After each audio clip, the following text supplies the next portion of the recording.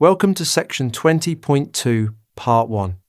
This is the 203rd session of the CISSP exam prep series. In this session, we'll build a working picture of how databases are organized. We'll answer several questions. What database architectures exist beyond the familiar relational one? How is a relational database actually structured? What are keys, and how do they tie tables together? How does the query language shape security, and what guarantees keep transactions trustworthy? Why does this matter beyond the exam? Because databases hold the very information attackers want most, from customer records to trade secrets. Picture a subscription streaming service. Its database knows every member's payment card, viewing history, and home address. If you cannot reason about how that data is structured and joined, you cannot judge who can reach what, or spot where a clever query might reveal more than intended. Understanding the architecture is the groundwork for protecting it. What database architectures exist beyond the familiar relational one? Most modern systems are relational, but two other models matter. A hierarchical model arranges records in a logical tree, giving a one-to-many structure where each node has many possible children but only a single parent. Much like a corporate org chart where one manager oversees many staff but each employee reports to just one boss. It suits naturally nested data, like the biological classification of species. A distributed model instead spreads data across several databases that are logically linked. So users see one seamless entity even though it spans many network parts. Because each field can have many parents and many children, its relationship pattern is many to many. Think of the hierarchical model as a family tree and the distributed model as a network of connected libraries that feel like a single catalog. How is a relational database actually structured? A relational database is built from flat, two-dimensional tables of rows and columns, each table looking much like a spreadsheet. The table itself, also called a relation, is the core building block and holds a set of related records.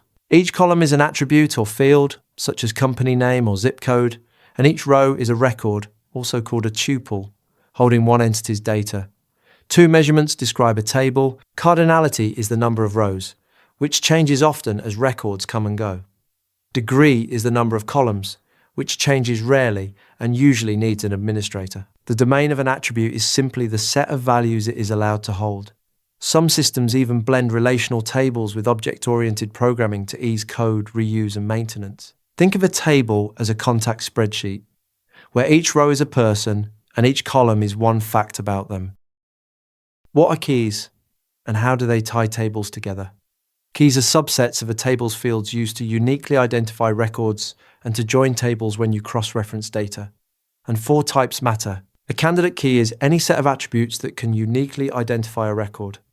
And a table may have several. The primary key is the one candidate key chosen to identify records, and the system enforces its uniqueness by refusing duplicates.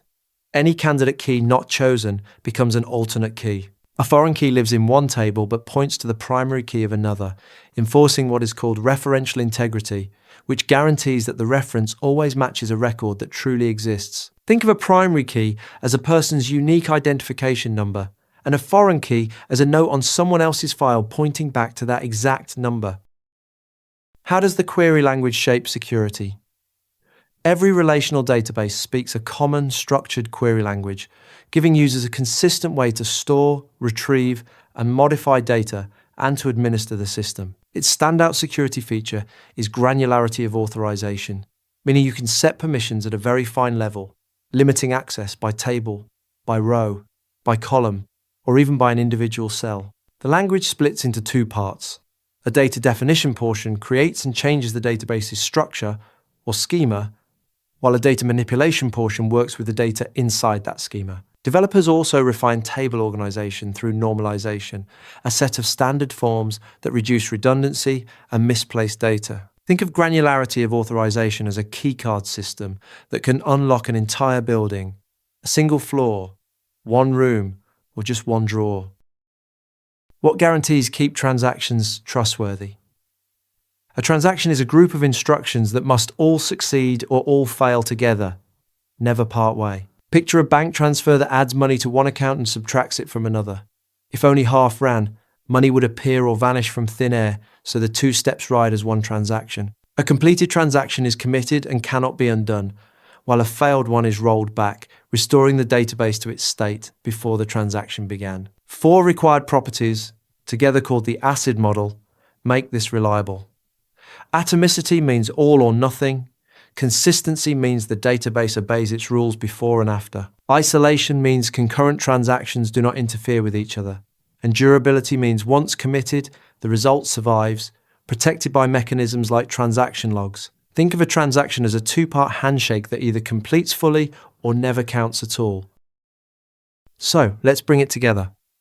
Beyond the dominant relational model, hierarchical databases form one-to-many trees, and distributed databases form many-to-many networks. A relational database is tables of rows and columns measured by cardinality and degree, with keys tying tables together and foreign keys enforcing referential integrity. The structured query language offers fine-grained authorization down to a single cell, and the ACID properties keep transactions atomic, consistent, isolated, and durable. Master this structure, and every database security control you meet next has a clear place to attach.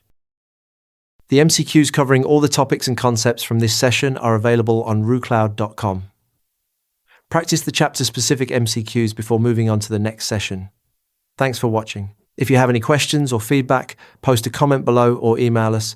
I will see you in the next session.